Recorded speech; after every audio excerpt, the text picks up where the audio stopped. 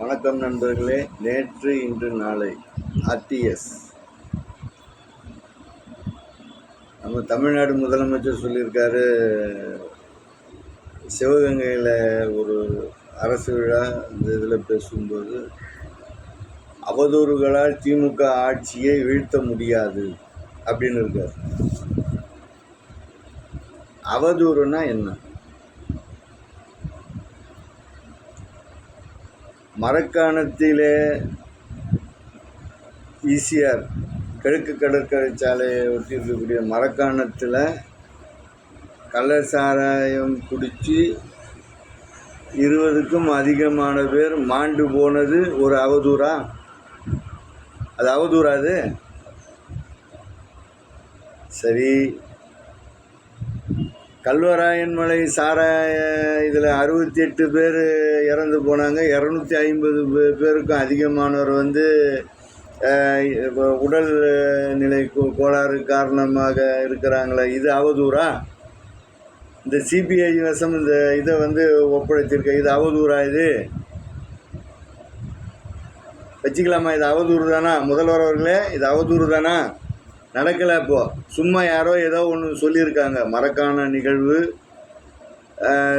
மற்ற நிகழ்வுகள் எல்லாமே, இந்த கல்வராயன் மலை சாராய நிகழ்வு, இதெல்லாம் அவதூறு. உங்கள் தந்தையினுடைய ஆட்சி காலத்தில் மின்வெட்டு, அதுவும் அவதூறு தான். மின்வெட்டு நடந்ததும் அவதூறு தான். அப்போ அந்த செம்மையான ஆட்சி, நல்ல ஒளி வெள்ளத்தோடு தமிழகம் இருந்தது. அவர் எந்த கடனுமே வைக்காத போயிட்டார்.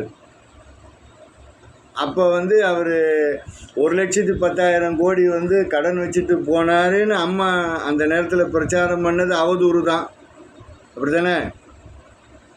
அவதூறுகளால் திமுக ஆட்சியை வீழ்த்த முடியாதான். சரி, அதையெல்லாம் விட்டுடுவோம். இப்போ சென்னையில் அண்ணா பல்கலையில் நடந்த இந்த ஞானசேகரன், இதுவும் அவதூறா?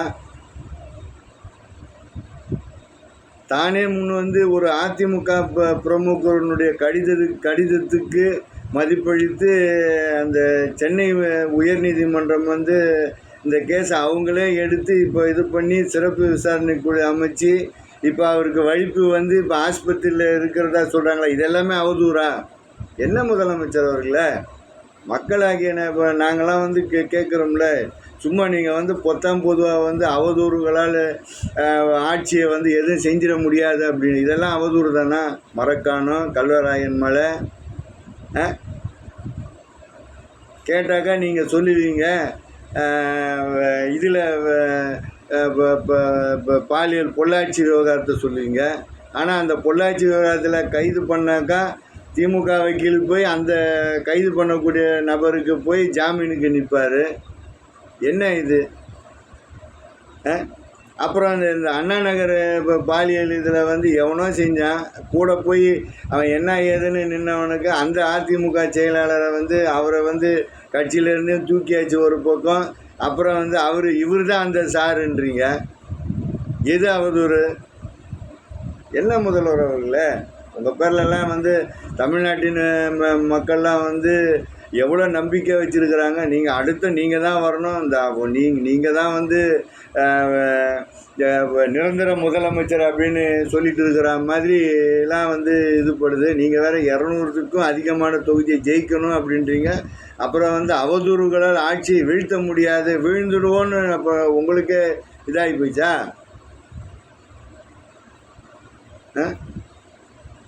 பத்தாண்டுகளில் மக்கள் திட்டங்கள் எல்லாம் இது பண்ணி அதிமுக ஆட்சியில் வாங்கப்பட்ட கடன் 4 லட்சம் கோடினாக்கா, நீங்கள் இன்னும் 13 மாதம் இருக்குது.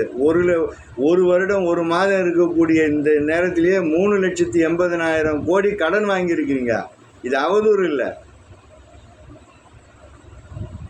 10 ஆண்டுகளுக்கு 4 லட்சம் கோடி கடன் வாங்கினாக்கா இன்னும் ஓராண்டு காலம் இருக்கும்போதே நீங்கள் 3,80,000 கோடி கடன் வாங்கியிருக்கேன். இது அவதூறா? கடன் வாங்கலையா? அப்புறம் எப்படி உங்கள் நிதியமைச்சர் கடன் வரம்புக்கு மீறி நாங்கள் வாங்கலைன்னு சொல்கிறாரு? என்ன இது? இல்லை, மக்கள் நம்புகிறாங்க அப்படின்னு சொல்லிட்டு யாருமே பேப்பர் படிக்கிறது இல்லை.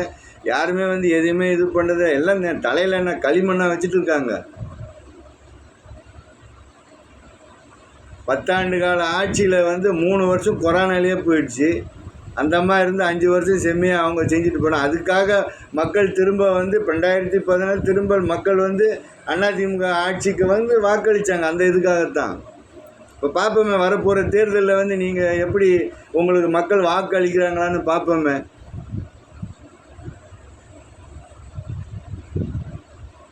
வீழ்ந்துடுவோம் அப்படின்னு சொல்லிட்டு நாங்கள் அவதூறு நீங்கள் விழ மாட்டீங்க.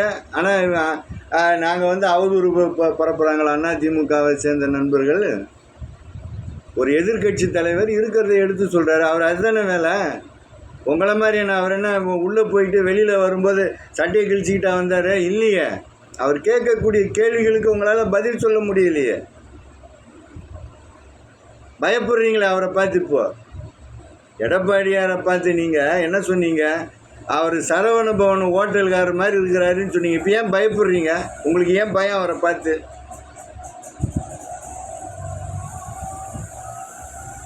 இந்த கழகத்தை வந்து அவர் வந்து எங்களுடைய அனைத்து இந்திய அதிமுக வந்து அவர் வந்து காப்பாற்றி இருக்கிறார். ஆமாம், நிச்சயமாக வேறொரு நபர்கிட்ட இந்த இயக்கம் சென்றிருக்குமானால் இந்நேரம் அது வந்து சின்னாபின்னமாக இருக்கும். எடப்பாடியார் எங்கள் இயக்கத்தை வந்து காப்பாற்றி இருக்கிறார். நிச்சயமாக அவர் ஒரு எதிர்கட்சி தலைவர். அவர் இந்த இயக்கத்தினுடைய வாக்குகள் அவருடைய தலைமைக்கு விழுந்த வாக்குகள். 1,01,07,00,000 வாக்குகள் வந்து அனைத்து இந்திய அதிமுக போன தேர்தலில் பெற்றிருக்கு.